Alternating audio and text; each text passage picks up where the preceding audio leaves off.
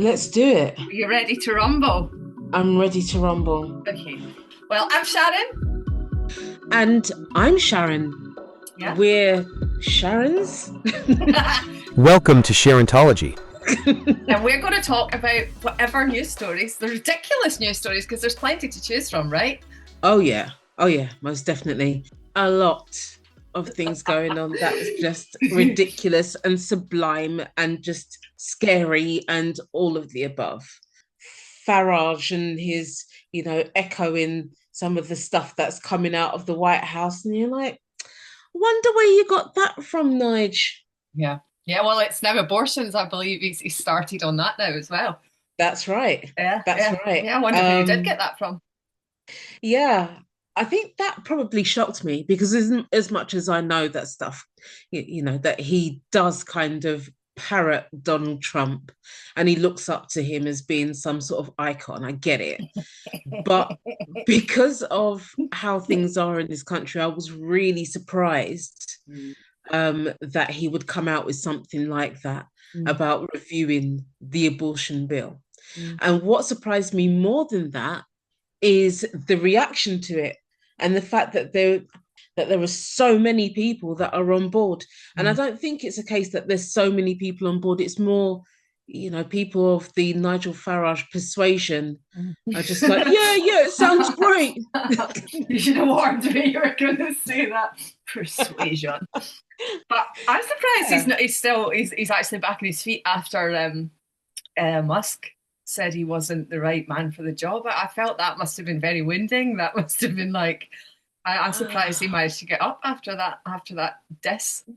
Well, yeah, because obviously he was, he's been waxing lyrical about Elon Musk and and how much he's doing for Trump and how much he's going to do for this country and blah blah blah blah blah. So when that came out, I genuinely thought that was going to knock him, but it didn't. It didn't. But that's the thing, that they've all got like hides or brass necks or whatever, whatever it is we want to call it. I mean, nothing matters. Even when they're proven to be lying about something, they just don't care. I'd be mortified. No, they just double down. And, and by the time they finished with their word salad, then you're confused as a sort of normal, well-adjusted person. You're sitting there slightly confused, and as a follower, you're like, "Yeah, go on, Nige, or Musk, or Trump, or Putin, or whoever it is. Yeah." And I shouldn't laugh because it's just not funny. But, oh God, it's scary. But although it's really scary, it's also interesting to see how things have evolved since 2016. And it's, this country isn't as I know it. 2016. So it's almost like everything, the world just changed. It's weird. David Bowie died and then everything just started going down the pan. Are you blaming him? Do you think I'm blaming him with his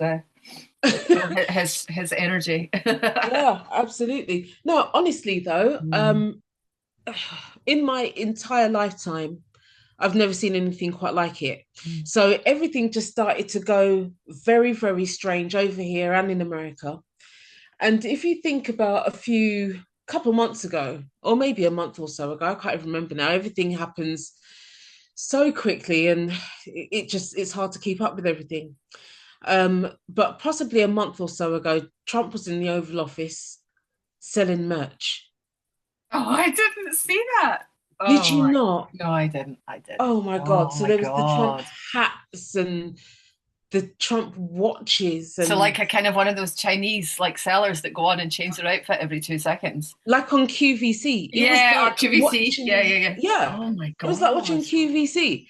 And I thought to myself, in my life, even my dad commented on this, how disgusting it was. And it really is. And don't get me wrong, when I first saw it, I sat there and I laughed to myself, but it's not funny. And then going back a little bit further than that, when Zelensky went there and, people are there, talking about the fact that he's not wearing a suit. So and Elon Musk is standing in the Oval Office wearing some dirty trench coat, a T-shirt and a Trump baseball cap. I've never seen anything like it. I kind of feel as if so many things that he's doing now, Trump anyway. It's all about him making money, him and his family. Yeah. And, I look at a lot of what's happening, Gaza, everything's about them signing deals, the AI deal in the Middle East, getting a plane, a new plane.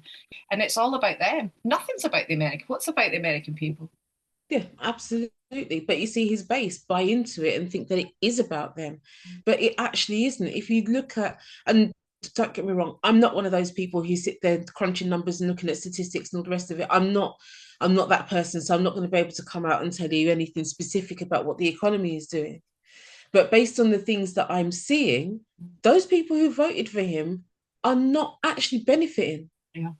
They're not benefiting. Groceries that he said that he will get done within 24 hours or one day or whatever didn't happen. So people are spending $17, $18, $19 for eggs. Yeah. Eggs that we can get so cheap in this country. The price of gasoline is going up. The price of groceries altogether is going up. So it's your more sort of poorer contingent who have voted for Donald Trump. It's not to say that rich people haven't, but it is, en masse, it's going to be your poorer people who would probably have voted for him thinking that he was going to do something that was going to be helpful to them in terms of the economy. And it hasn't done that. The farming industry is suffering at the moment. The oil industry is suffering. There's so many things that's going badly since the start of his second administration. But you've got those people that will still double down and say, well, you can't just do it in the space of 3 months. Yeah, it's going to take time to see how it all unfolds. And absolutely. Then he said that he could stop the war in 24 hours. He'd have it stopped in 24 hours. Yeah. And that didn't happen. So there's so many things that that worry me, as well as amuse me. From an amusement perspective, I don't think you could get a better president than Trump, because there are certain things about him that are just, it's funny. However you want to look at it, it's funny. He's got charisma. I don't understand how, but he does have it. More so than, I guess, Joe Biden did, than Kamala Harris would have done if she'd been voted in. So he has that. But when it comes down to delivery, he doesn't. Yeah. He reminds me of those people, and I'm sure you must have worked with people like this, who go into a meeting and they can talk and talk and talk and talk about all kinds of stuff, and they can spin. And then when they're told, okay, well, you go away and do that, they can't actually deliver. Oh, God, yeah. Isn't that like, I don't know, that just seems to be the case with so many things nowadays, though. Yeah. It's all about the appearance. It's all about, I mean, I'm not saying there was never con people about, but nowadays it's like, there's been so many cases of, and I'm not necessarily talking about romance scams, but all these big, like, look at that Sam, whatever he was called, the guy with the crypto company, who literally, it was all based on nothing, and he was being feted by Bill Clinton and it's Tony Blair. Of course it is. And he's in prison now. And it's just like, what? I mean, and then there was that Elizabeth woman with her blood company, whatever she was trying to test with blood. And she was another one. Oh, she's amazing. Oh my God, everyone on your knees. This is so amazing. These people are just wonderful. No, they're fucking con people. They're con people. Yeah, absolutely. What the hell? I mean, it's like, why are people so easily led? And it's almost like, if you can talk the talk, it actually doesn't seem to matter anymore. There's the due diligence. And like, I don't understand it, because from my point of view, the way we were kind of always brought up and done things, you had to tell the truth. You had to, because you get found out if you didn't. And I suppose they do get found out eventually, a lot of them, but that's not stopping them. The world being run by stupid people. And on that note, I think that's a good place for us to stop. Thank you very much for joining us on our very first podcast, and we hope to delight you with more things next week.